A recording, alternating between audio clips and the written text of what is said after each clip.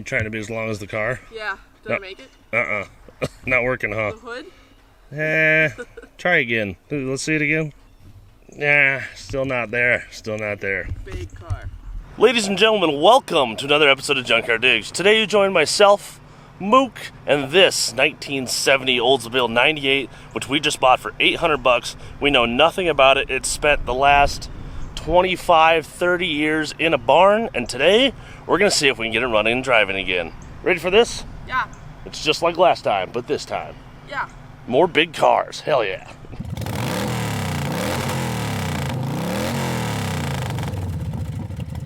How you doing today there, Mookers? I'm great. It's been a while. You've been busy as heck. Yeah. You seem to like these cars, these 98s. Well, they're damn good cars. You know that. You. We daily the heck out of the 76. No, I can't blame you. Oh, it comes with a keychain, maybe. Hey, that looks familiar. So yes, big brown, 1970-ish, Oldsmobile 98, gold pinstripe, gold interior, in great shape. I believe this was probably a one-owner car if I had to guess. Looks like 47,000 original miles on it. The pedals agree. I think this guy was a Shriner or something. Let's see, last registered for 1993. So it's been, what is that, 32 years? Does it come with the teapot? I hope so. It does not come with keys, which is an issue. So that's going to be our first thing that we get to fight. But we get a clip.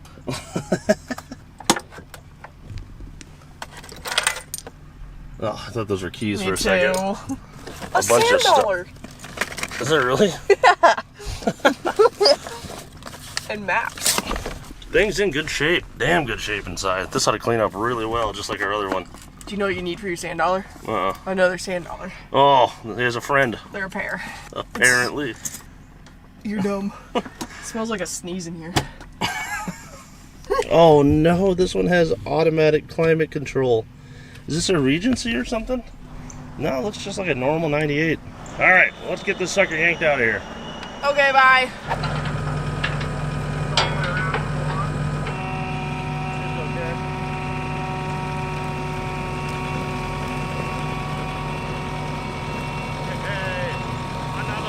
Here, I'll push.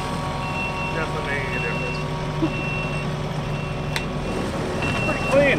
Not a lot of rust, but somehow there's some on top of the fender, of all places. Good deal.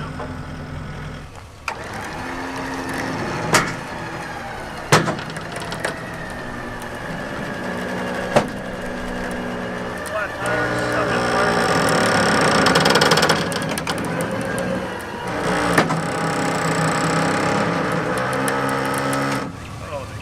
I won't worry about it.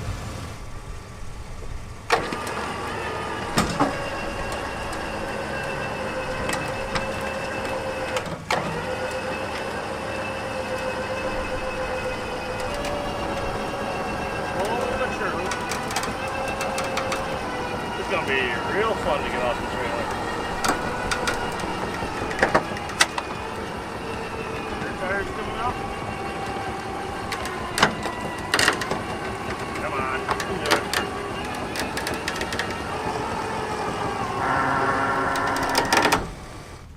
The car got taller. Oh god. That's how that's supposed to look for sure. Look at it. It's latched. Oh no. Why is there a 2-inch ball in this? Oh. This has been a disaster from start to finish. We haven't even touched the car yet. Have you done this before? You would not. Right. Now I'll use my hydraulic jack, aka the trailer, and put it back on. I thought the thing would close pretty easy. It always fights me. Yeah, easy.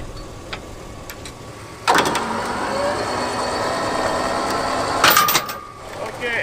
I just strap this down and reappear at the shop, all magically strapped and good to go. Are you sure we need to strap it down? Honestly, no. This thing's pretty much welded to the trailer as far as I'm concerned. Alright, back to the shop. Angus! Hi.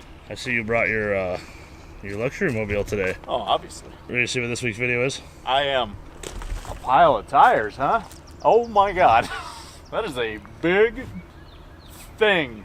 Oh, you already know what that is. 1969 Oldsmobile 98 one-owner car, $800. What? Again. Dollars? Again. Look, I liked Ezra's Cadillac and all, but this is way better. Take a peek. This interior looks just... Well, the seats look... I'm not gonna There's lie. no tears in the seats. I'm not a big fan of the color. It's kind of gold. I don't hate the gold, I guess, but it's kind of green in this light. Yeah. You bought this thing from a Shriner, didn't you? I did. I saw his little figurine up there. Yeah. It's the same as the bike that we just did. It's the same Zaza Zig, which I don't know if that's a chapter or what. Does it run? No. 1994 barn find, Just basically. making sure. But it is a 1969 with a 455. So, spicy 455. 10.5 to 1 compression 455. You can use that engine for my jet boat. It's already in a boat. This thing's a damn aircraft carrier with white walls. I cannot wait to get this in the shop. Well, then let's do just that. All right, here we are. Less muddy. A couple days later, the car exactly as it was. Once again, but this time, a la shop. Which is currently totally full of ramp truck because the Rust Farm is prepping that sucker to drive 1,700 miles to Canada. Say hey! Hey! What's up, babe? You can check that out on their channel, the Rust Farm, right here on YouTube. So, immediate problem. We need to get this off the trailer. I don't know about you, but I'm not strong enough to push it. I'm feeling strong, but not that strong. Yeah, no. Did you ever find a key? No, and I can't get in because the tires are flat. Some of these might take air. Let's start with that. Try that first. See which ones take air. All right, good starting point. Ready, begin. Those are very white wheels. Oh my, yes, they're silver.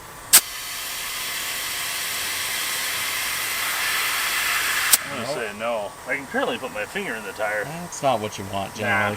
What if we? Yeah. Yeah, we'll try that. I still hear it leaking pretty good out the back. Maybe it'll seal, as it keeps going. With a puff of dust. That must mean it's working. That's different. Yeah. It might hold long enough. These are Cadillac tires. Fleetwood. They're also Ford tires. LTD. They're not Mopar tires, though. They say HP. Horsepower. I thought about it a little. Stuck. Well, let's check the next one. Then we can pop this wheel off and hammer on the drum a bit as well. The skirts are in good shape. Yeah. The sides are in good shape. It's just the surfaces that held all the coon poop. Not even to include the vinyl top. It's actually phenomenal condition. That is probably the biggest single wheel weight I've ever seen. Is that a 5 ounce? Oh my god. That thing is huge. That's a 1 pounder right there. Alright. Whee! Cool. There's one. Let's try the other side. Yeah, I'll get the floor jack. Yeah, believe it or not, by the time we got around, those are big balance beads. Weird. Yeah, this one's not gonna hold any air. Huh. We should put some rollers on this real quick. Yeah, we're gonna need some rollers on the front. And the world's largest brake drum. What is that? Ah, that's just the skirt. Your brakes are only in here. That's just for show. What in the hell is that? It's like one of those fancy hats. There we go. Wow, those are huge.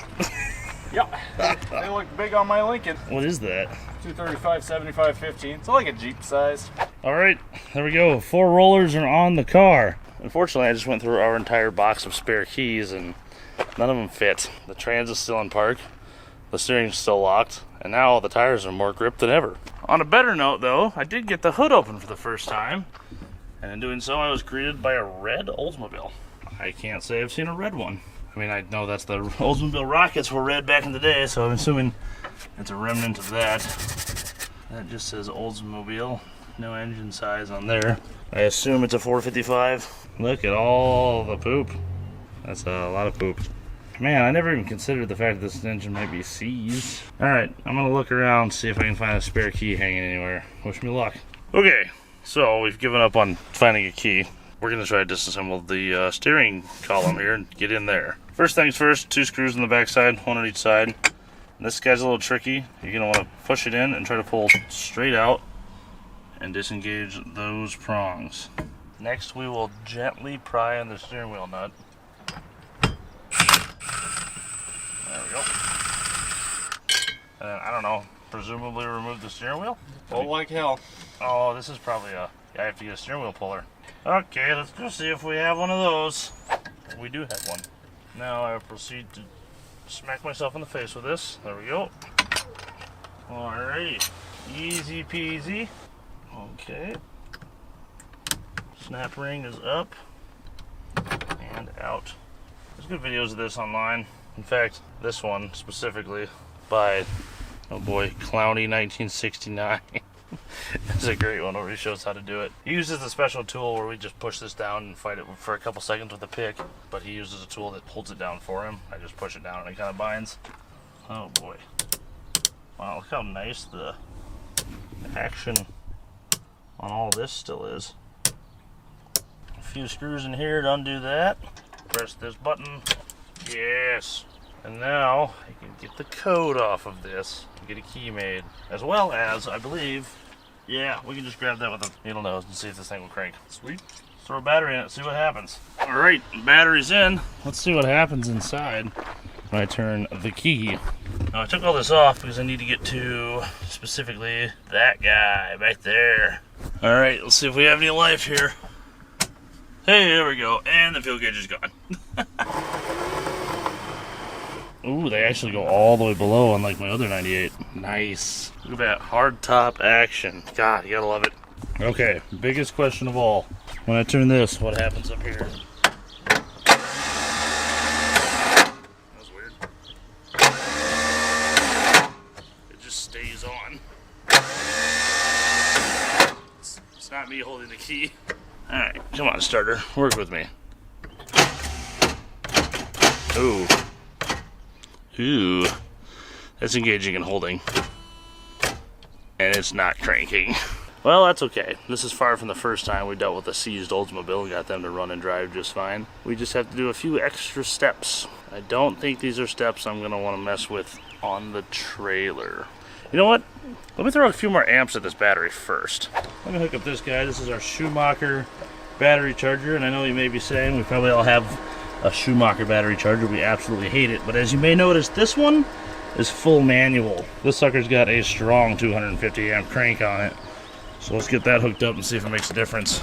If you want one of those, check the link in the description. I will put an Amazon link to those so you guys can easily find them. Doesn't cost you any extra, but it does give the channel a little kickback. We appreciate that because making these videos is really expensive. Oh yeah. She took a draw.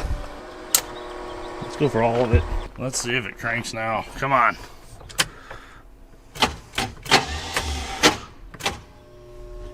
Nope. As you can tell, I am quickly running out of daylight and I still have to unload this and load the GTO and get that inside before the rain. So let's get this thing off the trailer. We'll come back to it in a few days. See you then. It's not every day Angus texts me, come quick, I'm about to suck on some hose and bring a camera. It's not verbatim what I texted you, but it is the message. It's been a day. I've been editing and working in there. We're getting rid of last week's debacle. Angus is out here keeping busy. He's getting the keys out of everything so we can get some keys made for the 98. And you've discovered something. Yeah, we wanted to get into the trunk so we could get the trunk lock cylinder out and get the code off of it. Yeah, when I had power hooked up, the button didn't do crap. Problem with this button, it's vacuum actuated. No. Yeah. No. So one of these hoses should open the trunk if I do a bob on it. I was just going to get the vacuum pump. We have a vacuum pump? Yeah. What have I been sucking on all this stuff for? I'm going to have to dust my knees off after this, aren't I? Which one? Which one do you suppose it is? Well, if you suck on one, the engine starts turning over. It's not that one. All right. Oh my God, it worked! That worked! I thought there was no way in hell. Holy shit, you just sucked the trunk open. Oh, rubber air tastes really bad. I might throw up, but I can't believe that worked. And oh my God, is it full of water? Oh, I was wondering what was dripping. Which A, good trunk floor. Yeah, it's watertight. B, oh shit, it's full of water. I can't believe that. That's incredible. What season was this parked in? I'm very confused. Was it picnic season, or Christmas, or toilet scrubbing season, or is it Easter? Man, not even the washer fluid helps. Uh-oh. Body filler. Bondo. That is some vintage stuff right there. Has that got a year on it? Look, it's Tom. Oh, that's hilarious. What we got here? Ah, an owner's manual for the same clock everybody has. The Bentley 9. A hummingbird feeder. Yep. Also an umbrella. For the rainy season. A few random parts in here, I assume, for this car. Also a toilet bowl scrubber that's like 6 feet long if you put it all together, I think. It's in the neighbor's toilet. We could go fishing, because A, we have the water, and B, oh, never mind. Oh man, there's not even any clues in there. What if it was ice fishing stuff? We'd have known for sure. 24 inches deep. Whoa! I don't think that's how that works. Ah, it's on the stick, Kevin. You can't tell me that's not 24 inches deep. Why did we come in here again? We came in here because we need this right here. The lock cylinder, so that we can take this to town and get keys made for the ignition and the trunk. Yeah, because we stole it. No. Oh. No. Maybe someone else.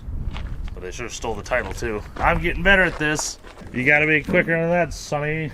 Alright, well I'm gonna go back to editing. Turn you loose on cleaning out the trunk, I suppose. I guess so. And I don't need taking out any the more sucking key. practice, so Well, I might as well do something. that's a shame because there is a bunch of water that needs sucked out. Hey. Alright, it's been a couple minutes. I've gone ahead and removed our trunk latch so we can get that key code off of it. And I've also emptied out the trunk for the most part so we can vacuum out all the water. Wow, this thing is watertight. Not proof, but watertight. Even with all the stuff out of the trunk, I still have no idea what season this thing was parked in. Like, we got a tackle box, but it's empty. We've got antifreeze for fuel.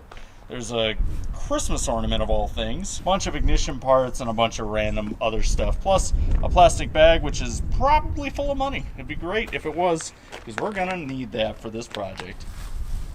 Oh, it's a bag of bags. It's a bag of bags. A big. This bag's heavy.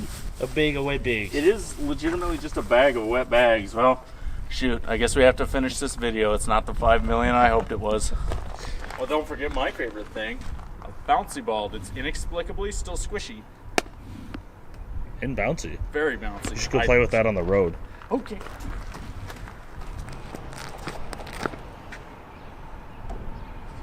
Maybe coming back.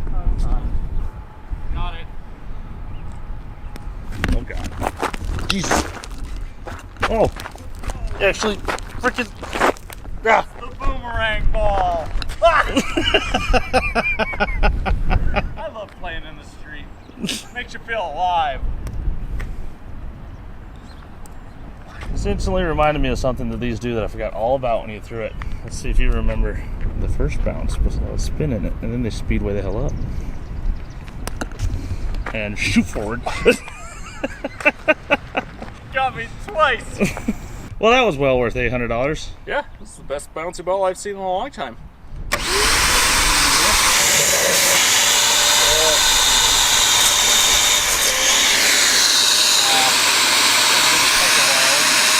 All right, we're back. Someone took my hair. Yours too. They took our hairlines as well. I guess we're getting old. This sucks. Anyway, we've been getting jerked between project to project around the shop lately. We finally got all that out of the way, and we are working on this, the 98. It's time to set into this thing and get it going. Step one. Hammer time. Angus is starting on our brakes. I've got a little office work to do today, so he's taking care of some of the busy work in the background. That mostly being trying to get these seized drums off. These very unique, probably irreplaceable drums. Is that supposed to deter me? Because it's not gonna. Oh. Yeah, I'm pretty sure there's no getting new ones of these. Unless the Bonneville drums fit. They might not, though, because this is a C body, and that's a B body. I assume this is a C body, as in sea-bearing ship. Regardless, you found something. I did. It's this car. I thought it was going to be pretty normal. I was wrong. We always talk about 60s and 50s cars having really unique quirks and random stuff that's different from what we're used to. Late 60s is barely in that, but there's still a few leftover items. Apparently, they were still learning how to do it. Guess where the speedometer cable is on this car? Goes from the speedometer down to the... Don't tell me it's the front tire. Front tire. No. Yep. If you look in the center of that spindle, there's a speedometer cable. Holy shit. That gets driven off the dust cap. What? That is bizarre. Beyond that, though, how are we looking? It actually looks fantastic underneath. The frame's a little surface rusted, but... Man, floor pans look great.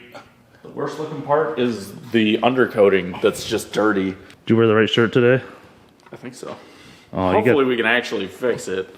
I was thinking more specifically, such as the I Heart Drum Brake shirt. You guys are like us, and on most of our builds, we don't care about the big fancy 4-piston calipers and whatnot. These work great. I've just about cracked plenty of windshields with my forehead using drum brakes, and I am a proponent of spending as little as possible, as often as possible, so I Heart Drum Brakes. In fact, there's a new I Heart Drum Brakes sticker available on the website, as well as the, I don't know if it's fixed, but it's different, and the new certified different, all shown here on the bottom of the screen. Check them out, junkyarddigs.com. All right, let's tear these apart. God, that is just wild. Alrighty, been a little bit. As you can see, Angus has got the brakes off the car. He's been busy while I've been doing some office work and stuff. And today is the same deal because this video came out 2 weeks ago. I just finished that. Time to edit the ramp truck, which you guys probably saw last week or 2 weeks ago. NASCAR might be in the middle of this? I have no idea. Anyway, Angus has got a bunch of tarps everywhere because the car is up in the air and it's time to pressure wash it. This thing is in great shape underneath. As you can see, we've got original paint poking through there, but she's just real dirty, so he's gonna spend some time and clean it. Once we're done pressure washing the underside, we'll go ahead and hit it with some rust reformer, just preserve the good metal that it still has, and hopefully keep it nice for a few more years before the rust gets to it. Yeah, really prolong the life of this thing. We've done it on a few cars, and it's worked really well.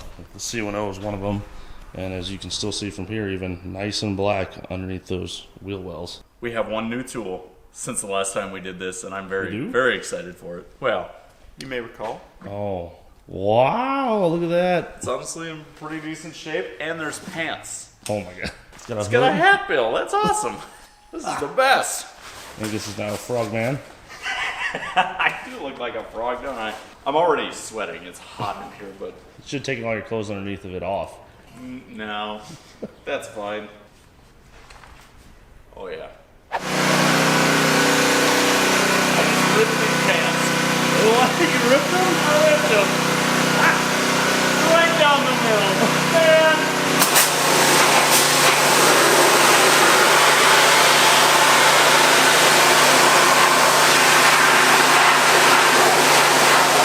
Holy hell. Not gonna lie, this suit didn't work as well as I had hoped. It merely kept the dirt off. I am soaked. I see that. Dude, holy shit. Look at all the crap that was on this car. And look at how good it is. That's bare steel somehow. How's it coming out? It's coming out pretty good. The only thing I'm running into is the undercoating that was on this car really trapped in the dirt, so it looks really dirty still, but pretty well coated though. Like this isn't actually metal for once. I don't know if we're gonna need to rust reform the whole thing, just bits and pieces. Wow, this is actually very well undercoated. Whatever product this was did better than most of the stuff we see. It's not that big, heavy stuff that flakes off. yeah, this thing is impressively clean underneath. Boards, super solid frame, super solid. The undercoating, like you said, is very dirty, but like the metal beneath it looks phenomenal. This car was definitely saved by that material. Yep, well, I'd love to know what that is. I know, right? It's probably causes cancer and doesn't exist anymore. Yeah, so. That's the best stuff though. And apparently it lived on gravel or dirt because, my god, there was a lot of it in it. Look at it, like there's tributaries in the floor over there. Bring the science class in to show how rivers work. See how all the dirt's going over there? That's erosion. I don't think we need to worry too much about sealing a car for once. She's ugly, but a little paint will fix all that. That is so much mud. Oh, we haven't flushed the frame yet. Damn it. I did the cleanup part too early. That's okay. I'm sure we needed the space for more dirt. Fair. Nice cans. Thanks. I hope this gets us more views. Alright, as you can see, the car is all dry. And just like we said, that undercoating has held on really well.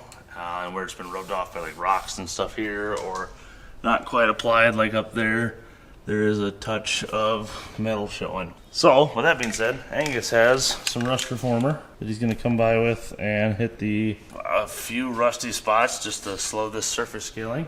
Yep. And then, Duplicolor has sent us some rubberized undercoating. Duplicolor makes some excellent products. I absolutely love their engine paint and their caliper paint. And actually all their paint cans, because it has the tip that sprays as a fan. So thank you to Duplicolor for sending us a box of random stuff that included this. Let's see how we like it. Oh, it feels rubbery.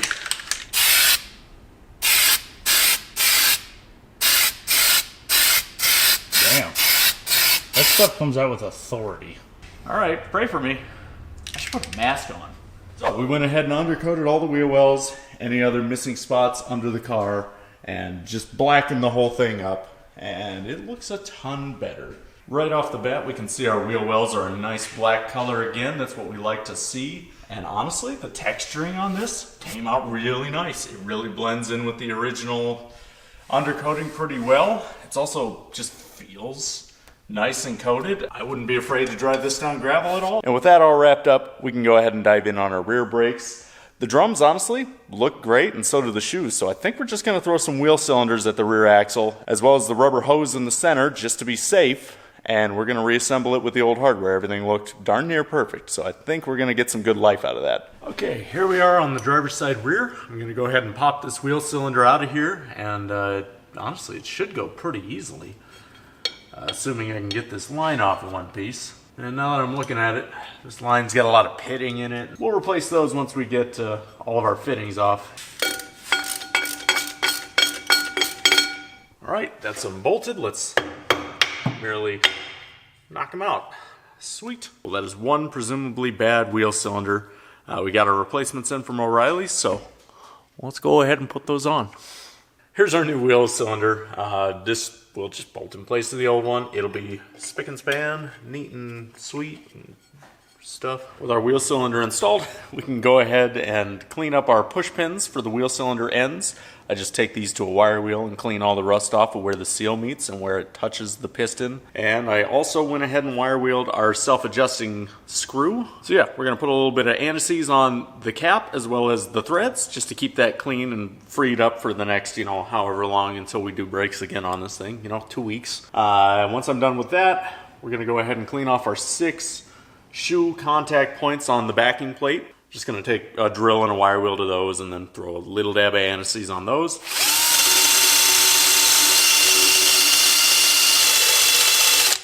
And then, like we say, just a little bit of anti-seize on each of those pads and we'll be good to go. Make it not rusty, make it shiny, and then make it look rusty again. And it's just that easy. I know this brake lever goes in this notch at the top of the shoe. Line that hole up with our nail. Nice. Cool. Everything's fine. Next step, the spreader bar goes between the parking brake lever and the front shoe. This is honestly, it's for your parking brake. Let's get him on there right now. Next, I can put on our forward shoe, run our nail in, get those lined up, and then I can pin this guy in place as well. Ta-da! That's starting to look like we know what we're doing. And before I forget and before I start putting springs on top, there's usually a spacer plate that just goes on before the springs. Some people prefer to use a specific brake spring tool to put these springs back on. I know it's safer and it works the first time every time. Here at Junkyard Digs, we prefer this screwdriver with a little notch kind of cut in the side of it, so each their own.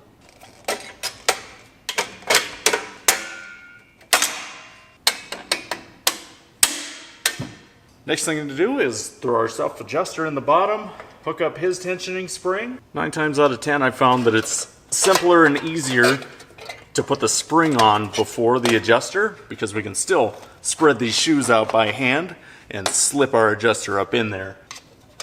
Move that guy out of the way, slip one side in on the notch, simply pull it apart, and boom, self-adjuster in place. Now we're done reassembling these brakes. We can go ahead and throw our drum back on and move on to the other side. And that, folks, is why I love drum brakes. All right, here we have our front passenger side drum, and you can see that there's a ton of rust staining where the pads were stuck to it. That shouldn't make that noise. I can play this thing like an instrument.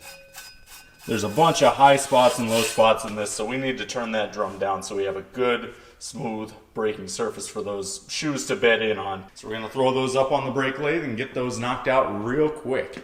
Here we have one of our front drums set up on our Benpack Ranger RL8500 combination brake lathe. I've gone ahead and already turned one drum just to make sure I was, still in practice, and it came out really nice. This drum turned out to be really square and really didn't have any run out in it, so it cleaned up really smoothly, no issues. Hopefully we'll have the same with this other one. So let's get started.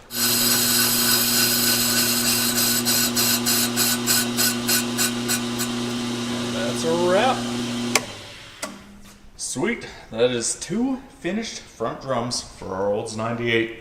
Thanks again to Benpack and their Ranger line of products, as well as all of their other fantastic products such as their tire changing machine, balancer, hydraulic press, not to mention their 2-post and 4-post car lifts. These things are all fantastic and they help us out a ton here at the shop. So thanks again to Benpack, and check them out on their website, benpack. Can't show the website. Do the thing. We are pretty much at a stopping point for brakes until we can get those front wheel seals. But while we're still waiting on those, we can go ahead and drop our fuel tank like we mentioned yesterday. We should have done that before we pressure washed, and we really should have done it before we started undercoating, but better late than never, I guess. And that thing has a pretty sizable leak in it, so we're not going to be running that tank anyway. So right here on the tank you see a really clean trail, and I've circled the problem. There was a legitimate just pinhole in the side of the tank. Just the tiniest pinhole up there is causing all this trouble. And that's why we're replacing it, as well as this big bashed in section right here. Ready to drop it? I'm ready to drop it all over the floor. It's going to be great. Oh, goody. Nah, I drained most of the gas out, or at least as much as I could get out. Good luck. The mess should be contained.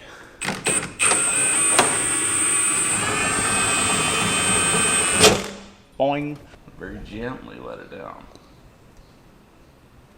Alright. We're taking too long. Whoa! Did not know you were doing that. Alright, there you go. Drop her on out of there. I think this has been repaired once. I think you're right.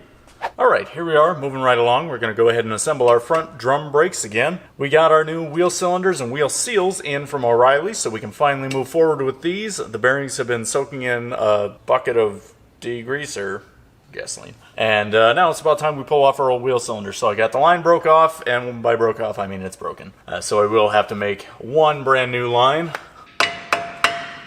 There we go. Fish the old hose up. There's zero way I was able to get on this while it was still attached to the backing plate. So hose is going with it. That's fine. We have new hoses to go on our new wheel cylinder, so we're just going to throw this away as a package unit. In with the new wheel cylinder. I'm going to do the same, fish the hose through. It's just so tight back there with the spindle. Heck, it even looks like it was supposed to go there. Right, before we hang our shoes and our hardware, I'm going to take a moment and just put a little bit of anti-seize on the 6 points where the shoes touch the backing plate. Alright, let's get to pinning up some brake shoes. Right, so now we're going to start with the rear brake shoe on this side, just because that is where the self-adjusting setup is, and I have found that it is easiest to do this side first, so I can clip in the self-adjusting rod right off the bat. Now let's get our...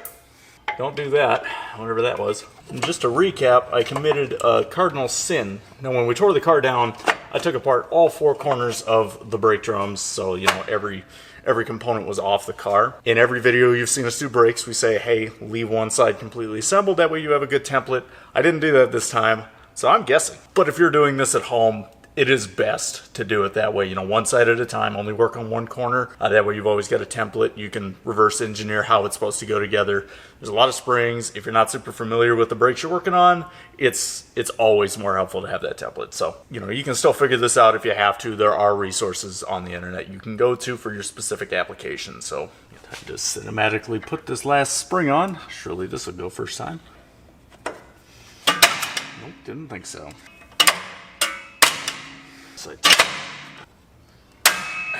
Ta-da! Heck, it'll even stay there. Now we just have to slip in our self-adjuster, which I've already gone ahead and cleaned off on the wire wheel. We can just... Ta-da! Assembled drums. Excellent. Alright, now that we've got this assembled, I'll go ahead and put the other side back together, and we can start greasing our bearings and rehanging our spindles and brake drums. Right, here we are. We've got our outer bearing greased up and installed, as well as our brand new wheel seal. And I also filled up the hub cavity with grease, so we should be good to go for a long, long time. Let's get this sucker slipped into place and start finishing this up. There's a spider. No, there's 2 spiders. Look at them go. Put our washer on. And then our big, weird spindle nut. I'm gonna run this in until I stop gaining more slop from clearing grease out in between the bearing and the race. And then I will know I'm at my actual preload. Now, I don't want to put a lot on, just enough to set the bearings in there and not have any slop. But not so much that we start binding those bearings into the races. That'll cause accelerated wear. How does this work again? I don't remember how this pin works. Somebody should have paid attention. Right, so this pointy end of our retaining clip will just slide into the machined groove in the spindle, and that's what holds the nut and keeps it from spinning. So all we have to do now is wrap it around the nut there, just like that. With that retained, we can go ahead and put our dust cap on. Now remember, we're going to have to be very careful with the dust cap because, again, this is the speedometer cable right there in the middle of the spindle. So let's very gently install that. Nicely job, team. Alright, that looks a lot better. I bet that's going to last a big long time forever. Well done, sir. Thank you. Now, time to put in a new tank. And if you guys have dealt with any of these big C-body cars or even the B-bodies from the late 60s, early 70s, you may have noticed, if you have one yourself, that there's no tanks available for these. However, if you've seen that episode, you know of a solution, and we're repeating that exact solution today. This right here is a tank from Tanks Inc. for, I believe, a 68 Impala. I'll put the part number on screen right now, as well as the fuel sender part number. You may notice our fuel sender right here. There's 2 different color hoses. That's because the one on the right is actually a piece of brake line that I have bent and cut and drilled a hole and soldered in place so that we have a return line on our sender, because I ordered the wrong one. I didn't want to just, not use it. So a couple minutes with the drill and some solder, we're good to go. But like I was saying, that is a 1968 Impala tank from Tanks Inc. Tanks Inc. themselves actually sent us this, so a huge thanks to those guys. You can buy these on Summit Racing or directly from their website and save a couple bucks. And I forgot to mention the best part, they are an Iowa-based company. Yeah, suck it, the rest of the world. That 68 Impala tank is a 26 gallon. This would have been a 28. Yeah, it's like 2 gallons less than what this car would have had. More importantly, it has a tank now. Now, I should mention we had to do a little modifying here. We've actually flipped our straps upside down by redoing the bends for the bolt ends, and then changed up our bends a little bit and drilled some holes up here. And I understand that on one side it's bolted to the body and the other side is bolted to the frame. I don't really care. I think it's going to be just fine. Yeah. But as you can see, we drilled some holes. There were some here already from the factory. They gave us the idea. We just needed to move them over a little bit to center well on the bottom of the tank, as you will see. But we got those all bolted in, and now everything should fit right into place. All we got to do is hang ourselves a tank and not forget to plug it in. Don't forget, we have to plug it in. Don't tell me. I already forgot. These are built near where you grew up, right? Yeah, I actually take back everything Kevin said about how nice these are. What? They were built in our rival town, so Oh, come on. All you guys had was a prison in Anamosa. At least these guys built something. What do you mean all we had? We had a whole prison. It looks like a castle. There we go. All right, now for yours. Look at that. Thank you, Tanks Inc. Bad news, it's upside down. As I said earlier, we flipped these straps from Tanks Inc.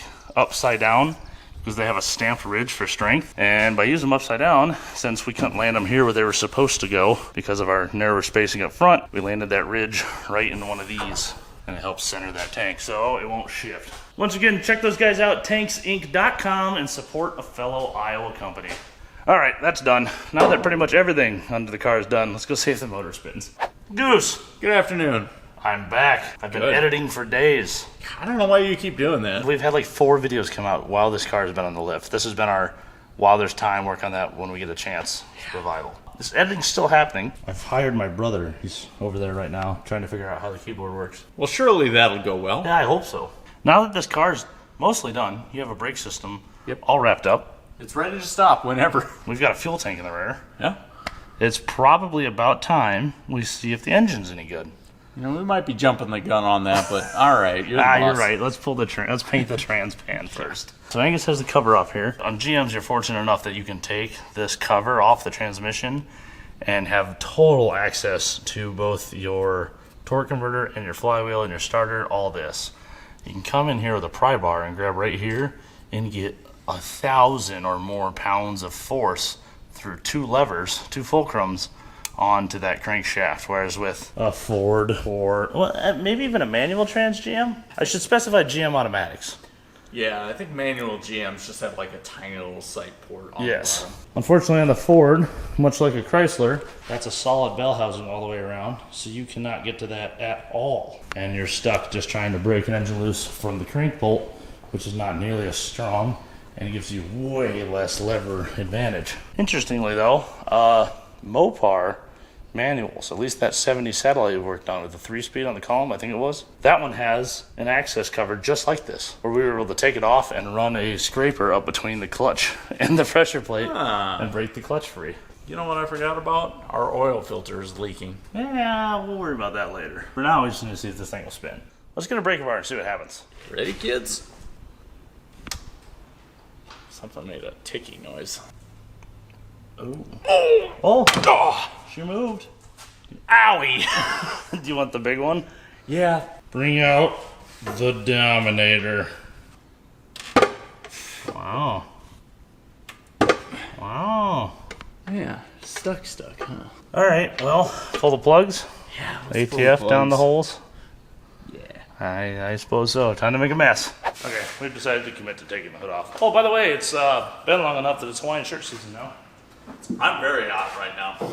Wait, do we get to use a new tool? Quick, Angus, sing the new tool jingle. New tool, everybody new tool. Sorry, you put me on the spot. I don't know what you expected from me. What genre did you want it in? Screamo. Screamo? Man, I was really hoping you were going for jazz. Surely this has enough power. Oh wait, it doesn't need to though, it's a ratchet. Oh wait, we got hoses and wires and shit. I mean, when are we gonna use the hood light, right? Uses the scissors. My wire cutters are destroyed. Did you just buy those? Did I cut one piece of fencing wire? They always explode. Well, maybe don't cut fencing wire. I'm never gonna learn. Do one of these. Good. Hood lift. We're starting a new thing. I've seen this at car shows. Never mind, we're not starting a new thing. It's bigger than the whole fender to fender. Really gives you appreciation for how big those are and how small these are. That is the 98 going fender to fender on the Cougar. Alright, let's see what we got. Survey says, ooh. Well, actually, it's rusty on the threads, believe it or not, but the electrode portion is not horrible. We've definitely had motors that run good on plugs worse than this. That's true. With that being said, I don't think this out of the 8 is our problem cylinder. No. Or cylinders, probably. Doesn't bode very well. We haven't even taken the air filter off this motor. We're trying to get this thing to run, and this is the first time we had the hood open. I opened the hood this morning and I was like, whoa, an engine. So this is a 455. Despite the fact that the sticker's missing, we know this is a 455. All the old 98s were a 455, except for this era and onward. But this should be a 10.5 to 1 455. This should be like a 360 plus horsepower motor. That's with headers and race fuel and no accessories and the timing turned up. So it's not going to make that much in the car. That's the difference between gross and net. Net would be measured exactly like this. So I'm curious to see what kind of punch this big tomato has. With that, let's pop this thing open. A quadrojet. Oh, now a quadrojet. It's totally free. Oh, dude, that thing's gonna run so good. I bet the accelerator pump in that old girl still works. That's annoying. Look at that. Look how original that air cleaner is. That is the factory air cleaner. Best way to protect your engine, replace with AC type, whatever. There's stickers on GMs of this era that say the best way to protect your car is to buy original GM parts. It's a scam, kids. Don't buy parts. What are you doing? Dust out the old air filter. Beat it on some dirt. For me? Yeah, for you. I was hungry. All right, let's pull another plug. All right. All right, number 2 is out.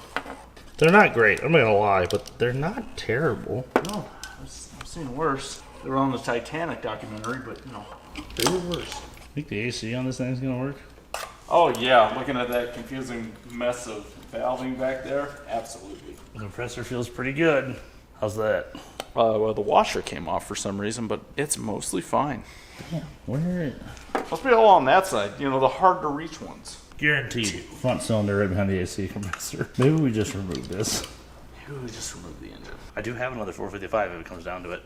There's also that one with the 671 on top down, Topeka. Oh my god, you showed me that right after I finished putting mine together. I was like, you're kidding. It was the same price. You've missed that part. Yeah, that too. It was $4,500. And you have how much into your 455 the jet boat? $6,000. No way. It's really close. You're gonna need a better jet boat. I'm gonna need a second job. Like, this job pays me like a lot. I'd pay you enough, you should be just fine. Well, when I have 17 projects in a house going on, some might say it's my fault. All you have to do is find a woman who also has an income. If you're a woman with an income and think this face is something that you could love, hit us up at anguswackersingle@gmail.com. One thing to note, my light switches in my house work, so it can be dark. Alright, a little bit of the magical goo here. This is just regular old ATF, cheap as it comes. Throw a few inches in each one. Hope that frees things up. Dude. What? Have you seen this? What? The poops? It's a pen in the poop. Whoa! It looks like... Grab the poop pen, what's it say? I don't really want to now that we called it that. This pen is more wood grain than Jesse's Cadillac. It's twist style. Oh! Maybe this is a pipe and it's another clue. And then that'll lead us to another clue. And then another clue. And then there'll be a map on the back of the Declaration of Independence. I broke it. Does it say anything on it? Yeah, Kevin's a moron. Wonder what that means. We're back. Definitely hasn't been an entire weekend or 5 days or something. Certainly not. No, not at all. But if it was, just by chance, it would be really good for the motor to sit and soak that long. And it should pop over pretty easy. So let's see what happens today. Give her again. There she goes. Yeah. Just do that a bunch more. It'll be running in no time. Let's drive it to lunch. Heck, I think it'll run right now. Hop in and fire it up. Oh yeah, she's coming right free. Heck, it doesn't even feel crunchy anymore. No, it's probably just that one spot. As you may recall, we never found any of those spark plugs that have a ton of rust on any one particular cylinder. No, they all looked pretty okay. Yeah, they were pretty okay across the board. So I think it was just kind of sticky rings all over. So we give this a couple rotations here. She should crack free. I'm sure there'll be a spot it sticks again. Oh, there right it is. there. You can hear the stuff in the cylinders. Crunch. That was just the sticky valve getting stuck down. It's fine. That guy? I wouldn't worry about that guy. Quiet, you. Oh, that's the belts. Because they're so rusty. Oh, we might have to get a pulley for the front of this motor. Yeah, I've never had to replace a pulley because it rusted out. Holy crap, that is wild. Look how lumpy they are. Motor seems to be spinning pretty good. But before we get up there and actually wing it over, we gotta get an oil filter that holds oil, a new one, fully primed with oil, and some fresh oil in the motor. Let's see what comes out. Ooh. It's not water. That is very, very thick and very gray. That's just antices in there. It didn't work, but... I gotta know, how thick is this? Oh, it's pretty thick. Pretty gray. I don't see flakes in it. I think that's just the color it's become over time. Whatever. New oil will fix it all. God, that's like gear oil. This stuff is taking its dear sweet time. It's been like 5 minutes. There's a bunch of coon poop and stuff up here still. Oh, I guess we never cleaned the engine bay, did we? No, we never did. No. No, we did not. Any other letters up here? Nope, just a bunch of crap. Maybe we should have pressure washed the engine before painting the entire underside of the car. Nah. Sure is easy to fill an Oldsmobile, huh? Sure is. Yeah, we've done a lot of these motors. This is probably our most common motor on the channel for some reason. This is a Ford channel. Why do we have like umpteen Oldsmobiles? This is a Ford channel?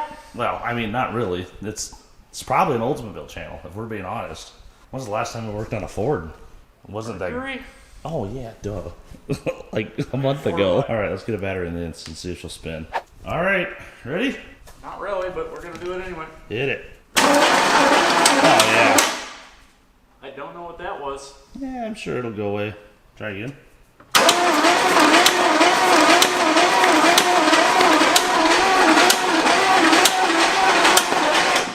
That's a valve. That's a valve over here. Yeah, we need to pop these valve covers off before we damage anything. Well, it's a good thing they're so easy to get at. It's probably not a valve hitting a piston that we're hearing. It's probably a really loose rocker being slapped down because there's a valve stuck down. That's probably what we were fighting. I bet our valves were seized. Okay, valve covers? You say that like it's not going to be an all-day ordeal. Dude, look at this thing. I know, they're buried.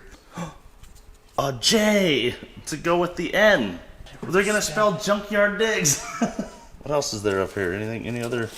The world's largest safety pin. What is going on in this corner? What are Shriners into? Ooh, that's a roll of Kodak film. I bet it's ruined though. Oh my god. It's a windshield wiper. Shut up. Dumb. You're fired. Okay, let's get all the poop off this thing. Oh yes, poop. My favorite. Close the vacuum. This is a lot of poop. I'll tell you that. There you go. Ooh. It's like very clean inside. Very clean inside. Which, you know, 40,000 mile motor. What do we expect? Right. But it had at least an oil change. I don't see any valves over here that are stuck down. They do look pretty dry. I think we should oil them at least. Let's pop the other side and see what that looks like too. Also very clean. This is the PCV side, so they're usually dirtier, and that's hardly dirtier. It's just a darker brown. Look at that. That's incredible. As long as it's not pitted out inside, it's probably a very healthy motor still. Go for it.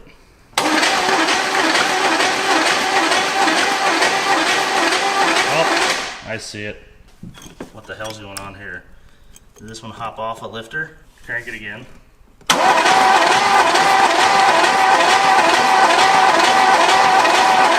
Yeah, we got a stuck valve here.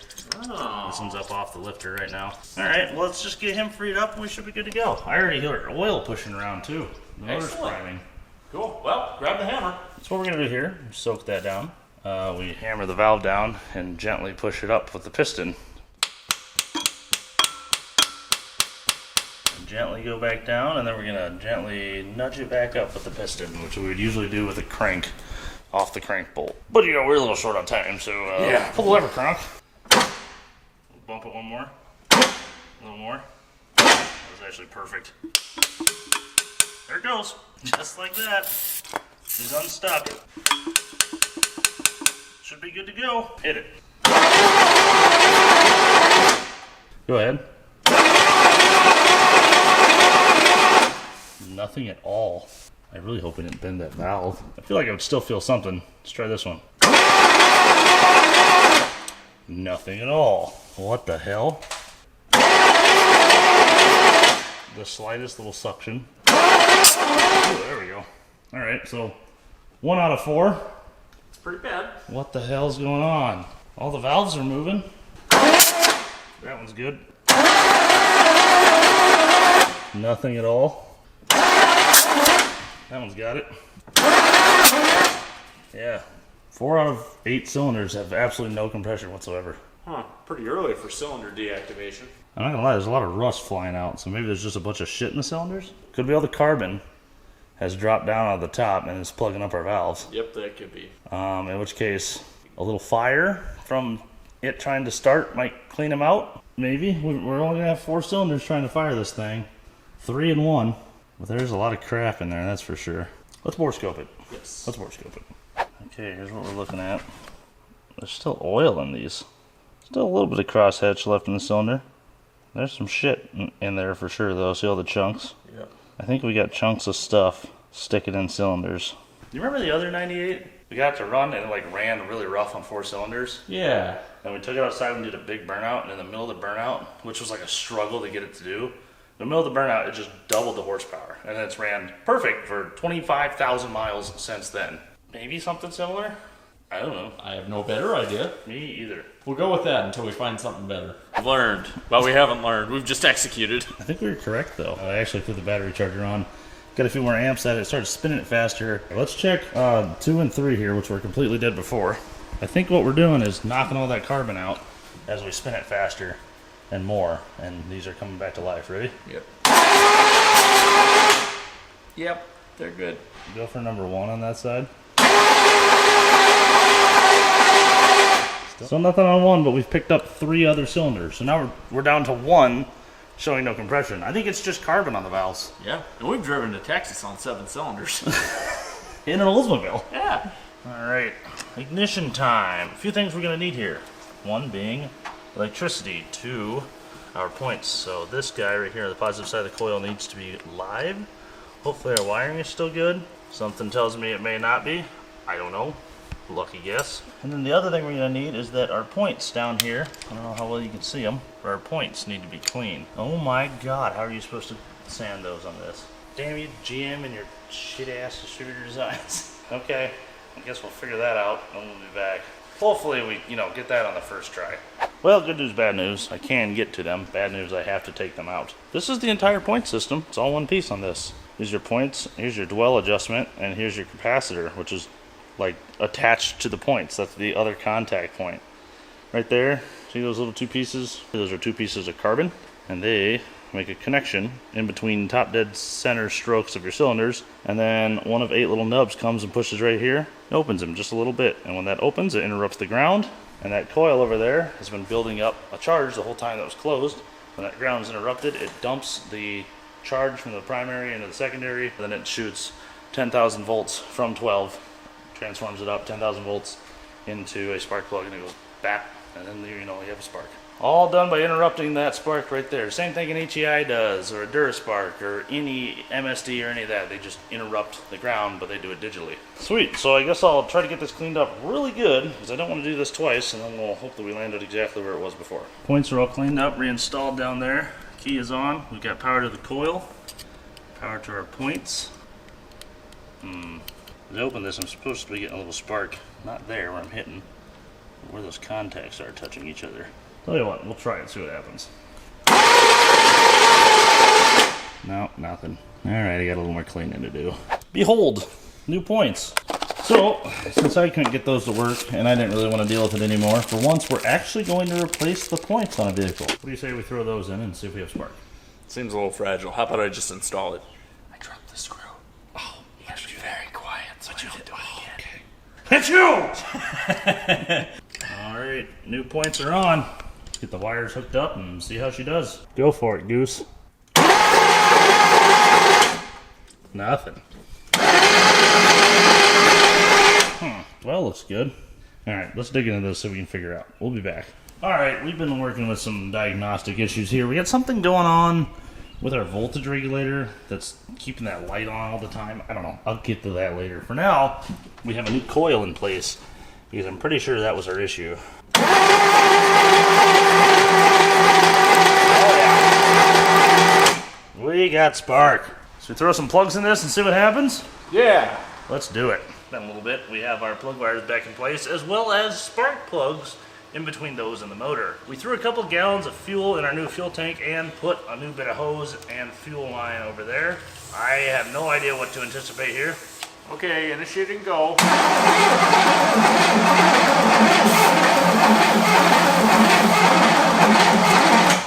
I hear a lot of ticking like we're getting. Oh, the plug wire, the coil wires are plugged in. Yeah, it sounded just like that. That would be it, yeah. Good eye, ear, whatever that was. That was my nose. I'm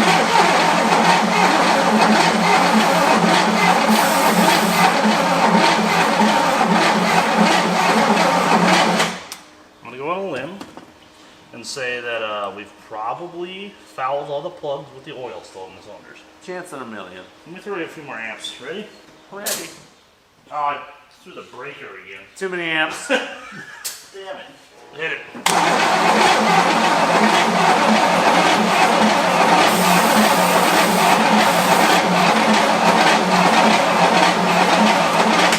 Nothing. We need to pull plugs again. Unsoak them. You know why it didn't start? No. We didn't put the rotor in again. The classic Junkyard Digs blunder.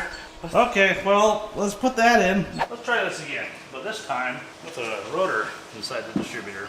Will it make a difference? I don't know. Let's find out. It will. Signs point to yes. Oh my god. There's poop in my soul and my ears. Try that. Surely that won't be a big fire.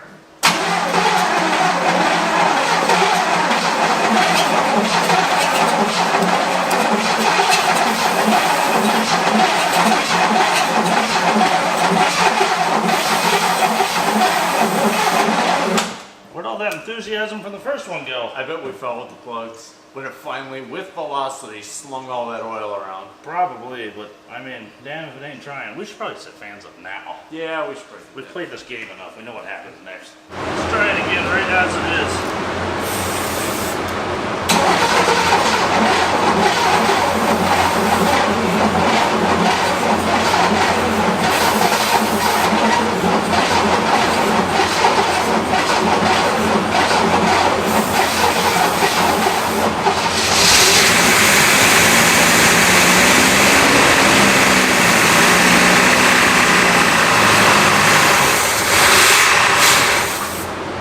Alright! There we go! Nice. That's what we're looking for! Still don't fuel up to our filter. She seemed like she cleaned up there once she fired though. Got a little oil up here, go ahead.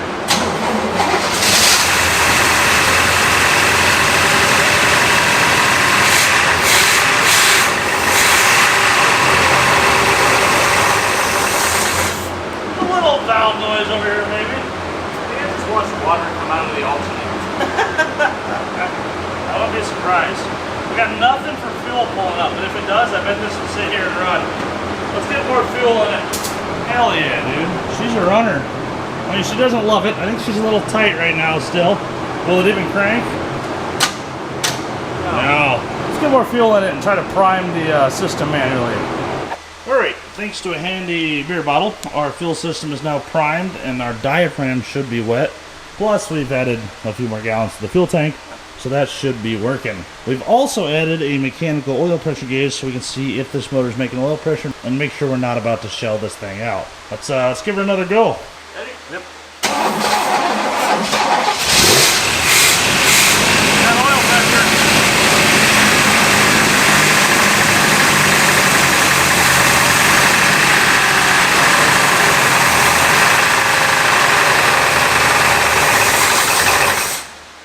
We had 40 pounds of oil pressure, but it kind of seems like it got hot, made a bunch of noise, and stopped again.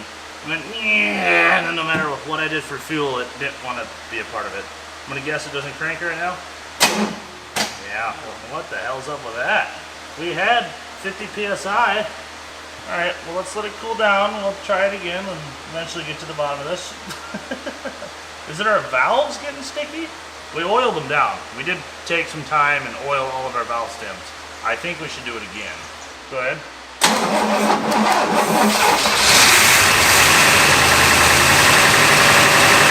This is our fuel system work. I'm going to try to keep the RPM down this time.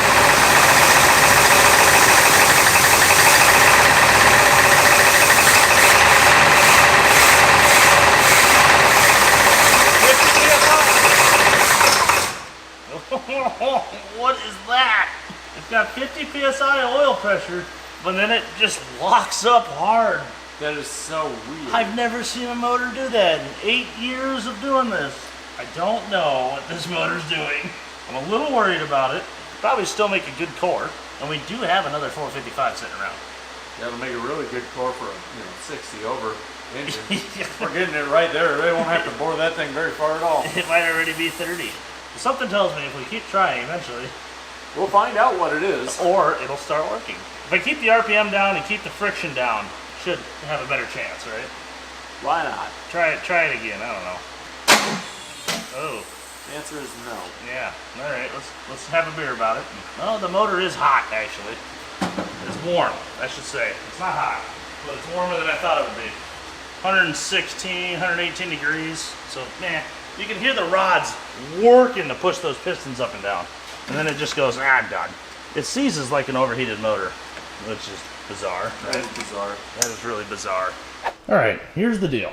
I don't know anything about this car. The guy who used to drive it has passed and sat for a long, long time. I assumed it just got parked because he got old or it got old. I can't help but notice the radiator is mostly empty. And this engine kind of is locking up like an overheated motor. Like if you try to blow something up, they act exactly like this because the pistons swell and get stuck in the bores. I've never had a motor do that unless we tried to blow it up, such as Angus's Impala. Exactly. I don't know, maybe this thing's been cooked and squared up the bores and it's really unhappy and it's going to need rebuilt regardless. Don't do that. Don't rebuild one. Spendy? Very. There is a marketplace listing right now for a condition unknown 455 with a 671 on top of it for a chunk of money. I'm not going to lie. More than I would want to spend. Less than a rebuild. That comes without a 671, so this would be pretty bitchin' with dual quads and a 671 sticking out the hood. The hood's already got rust holes in it. I'd maybe consider cutting a hole in it. But before we get into any of that, we want to see if we can nurse this thing back to any bit of health. I'm going to try to fire it up and run it at low RPM and try to get oil moving throughout it. I'm just going to get it running at idle. And we're going to try to see what it'll do. So we've had a beer about it. It's cooled down. Let's try to fire it up again, see what it does. This might not be done. Or it might be, and then we're driving to Topeka. Alright, here we go. Accelerator pump works. Of course it does. Nice. Go for it. That's new.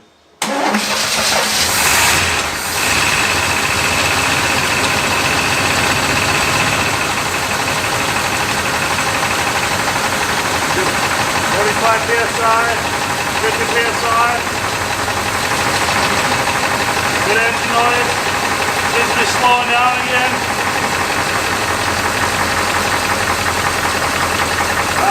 70-40, let's spread the balance. Yep.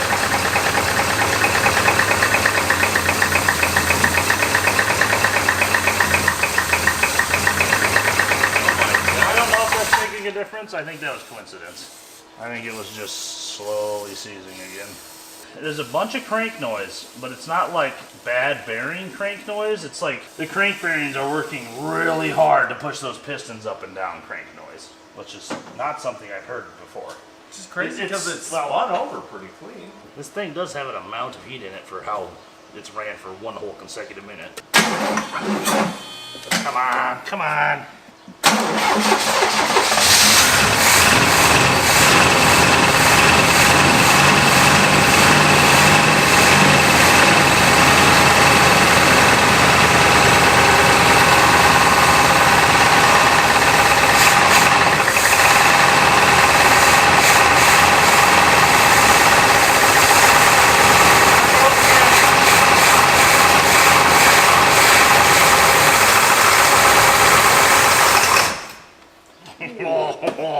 She knocks to a stop, dude.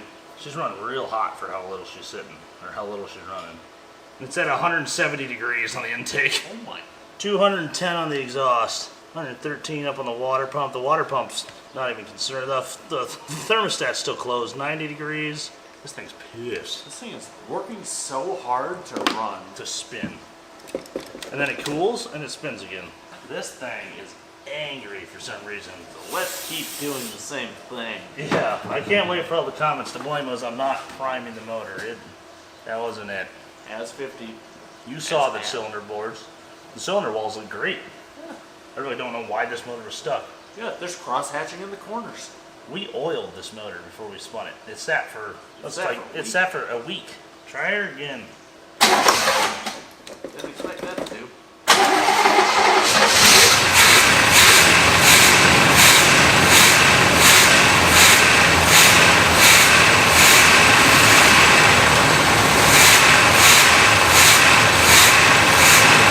Carburetor runs good though.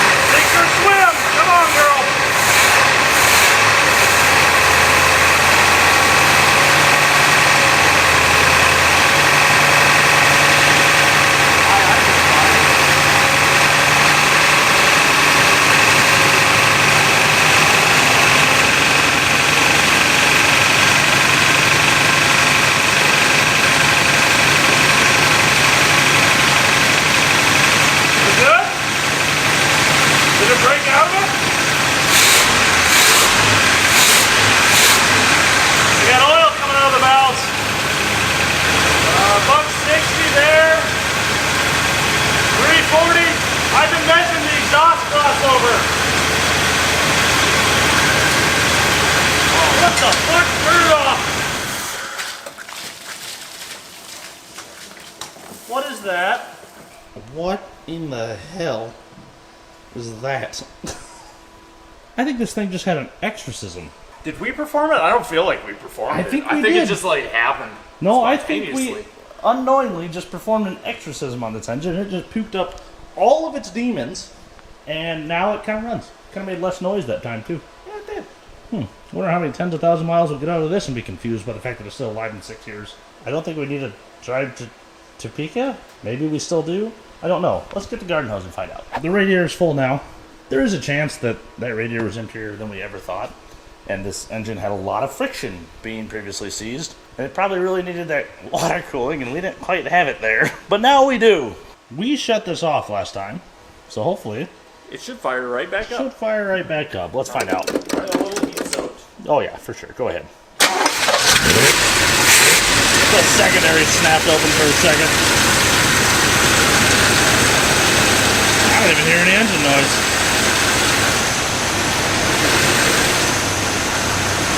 This might be fixed. It's nice and quiet.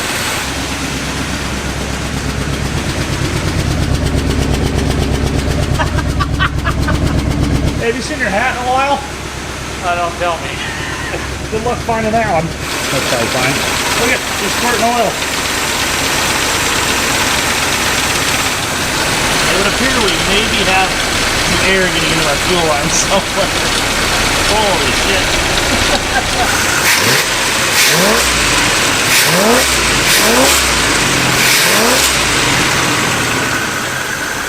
Well, in the name of the Lord, I claim thee healed. It's good as gold. Hell yeah, dude. Hell yeah.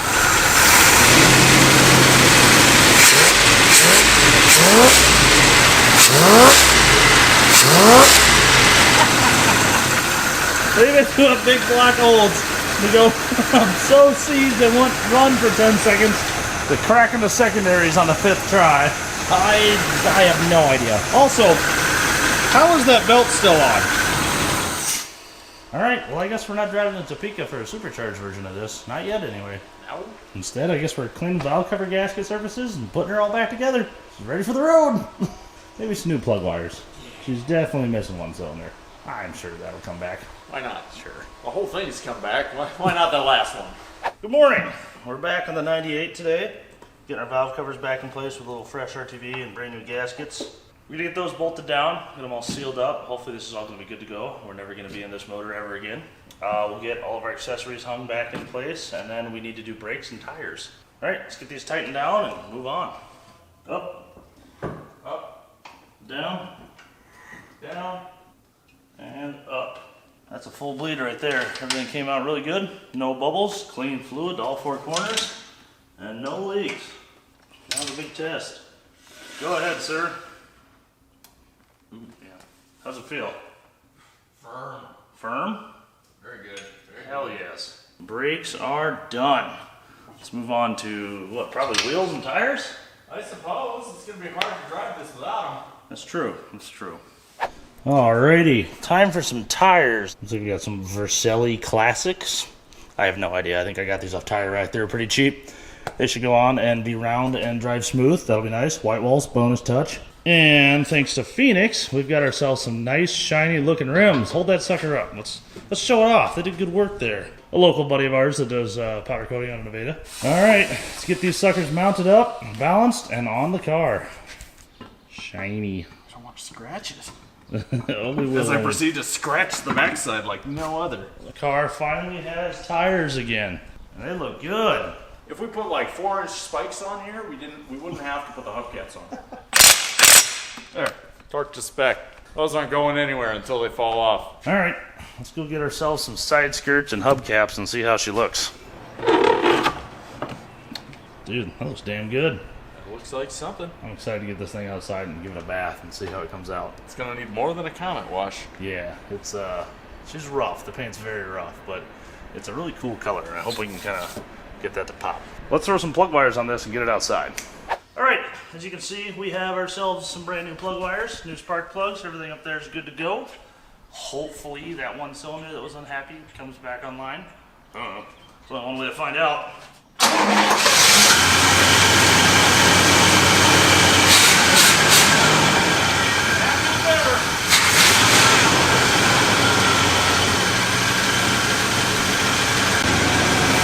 We got drive and brakes. We got ourselves a car. Oh, baby.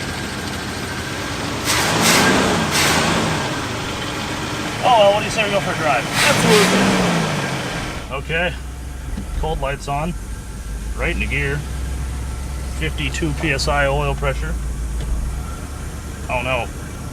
Oh no.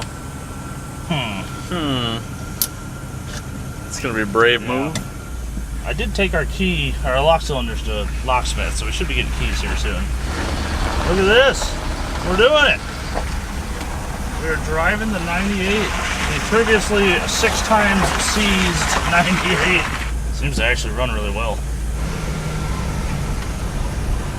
Oh, I forgot that the tires are pointed like this. Oh, I hear it.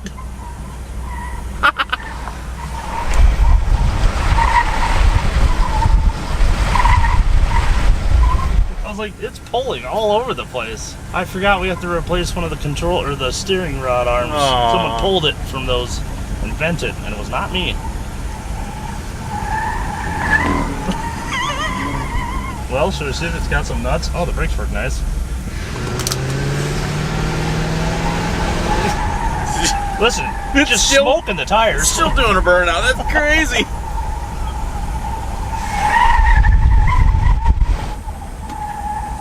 It's just plowing down the road. Oh, the brakes work though, I tell you what.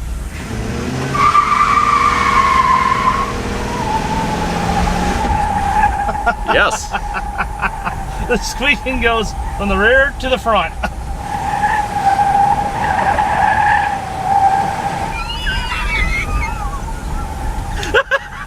Yeah, I wouldn't say this has much more power than the other 98. No, well, this one's been through a lot. All right, let's get this back in the shop, get a hood on it, and figure out whatever steering components we need. Because clearly something needs to be replaced. That is hilarious. Could you imagine how loud it would be like going down the highway? I kind of want to know, but I don't think we can afford the tires. I don't want to do it. And coming to a stop. No engine noise, still idles at 45 psi. It only lost 2 psi the whole time. Amazing. And the runner goes. Askelin's going to take third easily. I remember this game. That ball got away from Lingenfelter. It is a ball. Is this a race or a ball game? Oh no! Oh no! Oh god! The oil pressure was all over the place. Whoa! Do that again. Huzzah! My secret ashtray. What about headlights? Yeah, look at that. All of them. Even the high. Whoa! Look at the high beam indicator. That's awesome. That's freaking sick. I like this car. Good. You're kind of stuck with it. I imagine anyone watching would be smart enough to not buy it. When was this last registered, actually? 1994. Whoa, hang on. This goes all the way back to 1970. And it is the same owner. This is a one-owner car. Dang. Like, we knew that, but this is every single registration he ever had, every single year for that car. Dennis Jensen. Well, Dennis, I hope we've done you proud by bringing your car back to life. I don't know what we can do about the paint, but I suppose we can go find out, huh? Let's give this thing a bath, and then we'll get some steering components ordered up. All right, it has been a couple minutes. I've got the engine bay kind of flushed out, looking a lot better in there. Angus has been busy inside, because after our test drive, our window won't roll up anymore. We've come figured out, we've got power right here. Your switch does nothing. Nothing happens. So before I started taking any of this apart, I did one last ditch effort and got a battery, hooked the ground on here somewhere, threw power to that, and the window went straight up. Thought about it a little bit and thought, hey, this door seems to be missing a ground. Apparently is the problem, because it's got power. So I ran a wire from somewhere here over to a bolt there, and the window worked just fine. It was just missing a ground. And then Angus points out, hey, you know, we only ever used the window before with the door closed, and that's a metal striker. And sure as shit, If you close the door, the window works absolutely fine. Open it. Oh, it's cured. Wait, do it again. God damn it. Oh, it stopped. Had we even wiggled the door a little, it would have worked. Well, now I feel extra dumb. Alright, let's give this thing a bath now that it's sealed. Alright. The Comet wash. Got ourselves some new sponges and a thing of Comet, you know, so $4 really shines up the car pretty well. As you can see, I've done the trunk and the quarter panel. This quarter panel from the stripe down has been repainted and poorly faded into the door. So that's why that panel looks so nice in comparison to, well, everything else. Also, this side of the car, honestly, held up a lot better. Anyway, yeah, here's our before. Hazy, ugly, rusty, poopy. But as you can see, as we're drying up here, looks pretty good. This is definitely the spot to view the car from right here. Yes, big and brown, the way I like it.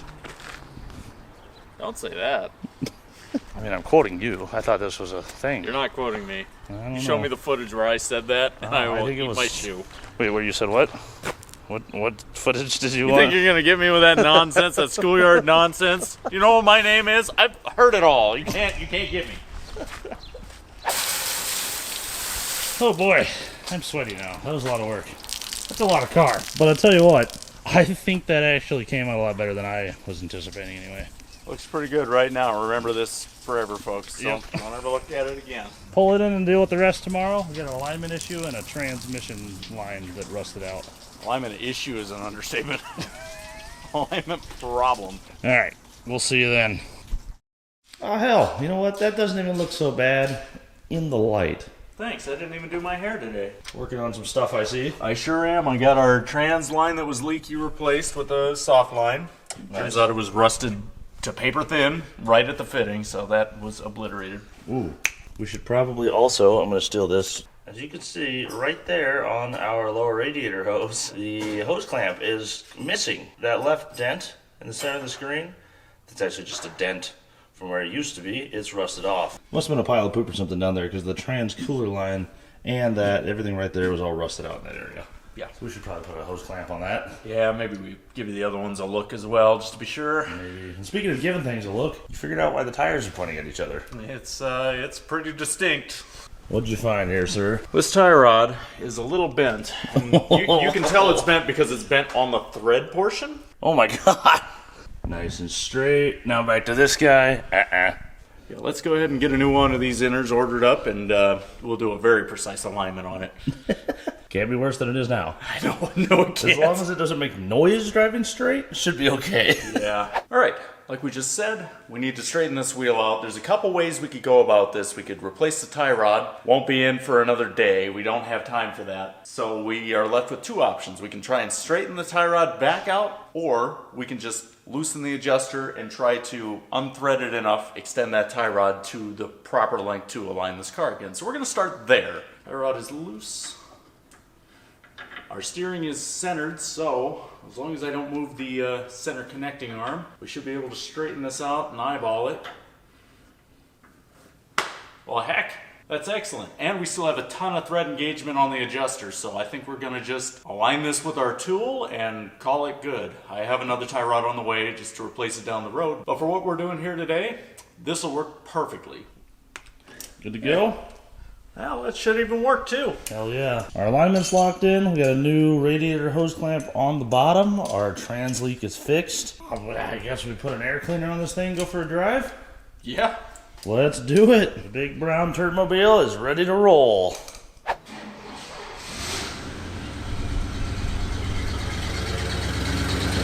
Oh yeah. Look at it. You can kind of see what color it was supposed to be. Brown. It needs a little more cleaning, but we'll deal with that another day off camera. For now, let's go for a ride and test this thing out. All that work for something. All right. Still need to clean the interior, don't we? Yeah, we never did touch that. Yeah, again, something for off camera. This video is long enough. Good lord. The gold hides all the mildew pretty well. It does, except for right here. Well, just don't look up there. I'm Yeah. certainly not going to zoom in on that. Nope. We good to go. The trick is, you only show the good parts on camera, and then everything looks good. TV magic, kids. Look at that. Right off the line. Runs phenomenal. Brakes work great. Drives straight. Tires don't scream anymore. Oh, yeah. No transmission fluid on the ground from the looks of it. I can't find... There's no blinker stock. Oh, we might have taken that out. It's like, I can't find the blinker. Yeah, there it is. There you go. Oh, shit. It's not a screw-in type. Never mind. Hell yeah, dude. This thing drives nice. Yeah, we can fix the horn. Well, I mean... Oh, forgot it does that. Yeah, there's a few things left. Yeah, I still waiting on the locksmith to make keys, but we don't need keys to go for a test drive. We need to tighten our mirror, too. There's a wire running to the mirror. Is this a heated mirror? Oh, wait, no.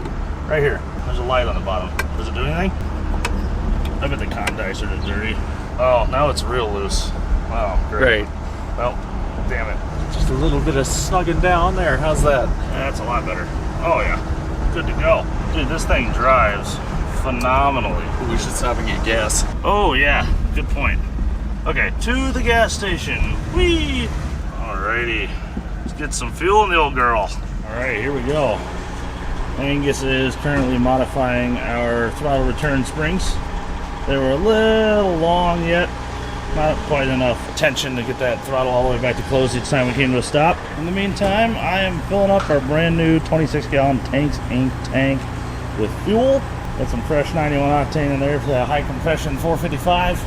And get this thing out on the road and open it up. Let's see what she's all about.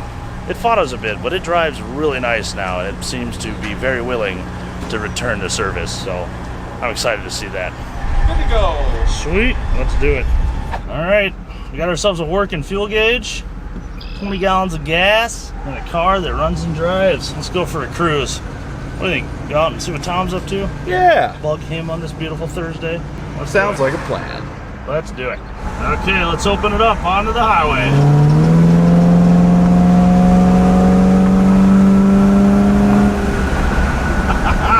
Hey, all the gears work.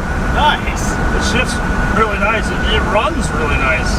Dude, this thing drives phenomenal. It smells a little funny. You know, burning all that oil and stuff off. We probably should have brought like a fire extinguisher. Yeah, we never think to do that, do we? Oh, dude, hang on. Check this out.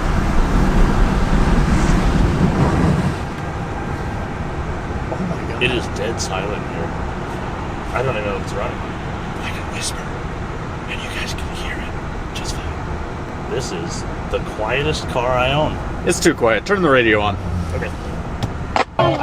Dude, this thing is phenomenal. God, I love big old cruising cars. Still don't have anything on the Comfortron, believe it or not. But as for now, it appears we have ourselves a beautifully quiet, incredibly smooth running and driving Oldsmobile 98, which is doing 65 down the interstate like it was born yesterday. Listen to that motor, you can't even hear it.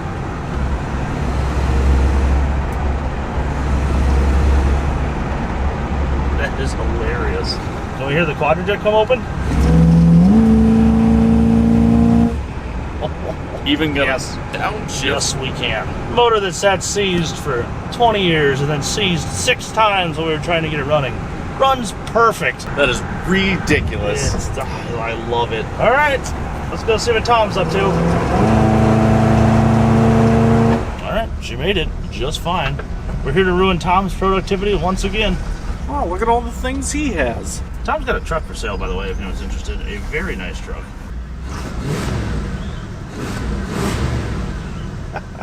Oh, seized 6 times. Doesn't care. Doesn't diesel. Nothing.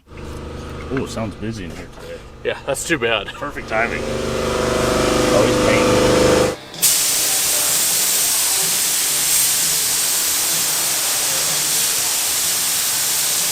We're gonna scare him. He's gonna knock something he's painting over. That's a custom. We should have we should have brought, you son of a bitch. We should have brought a louder car, I guess. What are you doing? We drove something too quiet. You didn't even know we were here. I didn't. What kind of piece of junk have you got today? Oh, you know the one. The big brown one. Ah, gold metallic turd? That's the one. Get it all shiny? Well, no. Oh, good. It's still smoking. Well, It must still have something in it if it can smoke. Yeah, fire. What smokes? We had a trans line leak. I figured that would have been done by now. So I'm starting to wonder if we have 2 trans line leaks. Oh, you wanted me to fix all the leaks? Or just one? Oh, white wall tires. You're making the Catalina jealous. Ain't that pretty? That'll make her to bingo. I have to say, we're gaining quite the collection of big body. Big B body. Is this a B body? This one's a C body. C body. But our yards are starting to look very 1970s-esque. We just need Ezra down here. Yeah. Finish it off. Yeah, just him, not the Cadillac, just Ezra. Starting to think Power Tour this year might be Luxo Cruise Tour. Right. Luxo liners. No, that's too bad. Oh, darn. We're all Yeah, going to be comfy man, and happy. I gotta ride along in luxury. Oh, shoot. Well, Bummer. I guess, if you insist. Well, I think that leaves about one question for this video. Does it do a burnout?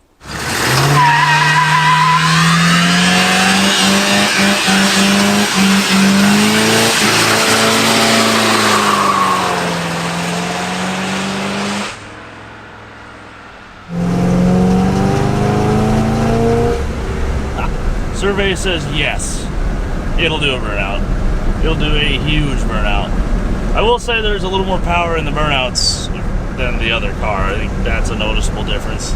Otherwise, really hard to say which one makes more power. I think these were a little overrated due to gross SAE, and I think those are a little underrated due to net SAE. Regardless, I'm going to call this thing pretty much good to go for now.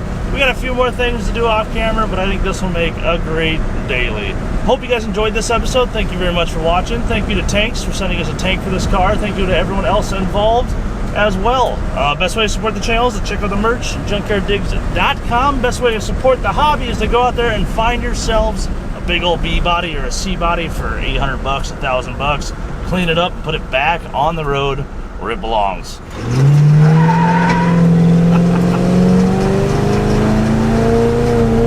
It runs out of fuel. That's hilarious. We got a little work to do yet. Yeah, I'd say. Oh shit. The goo is back with a vengeance. Oh, the heater core just exploded. Yes, it did. All right. Well, I'll see you guys next week. Peace.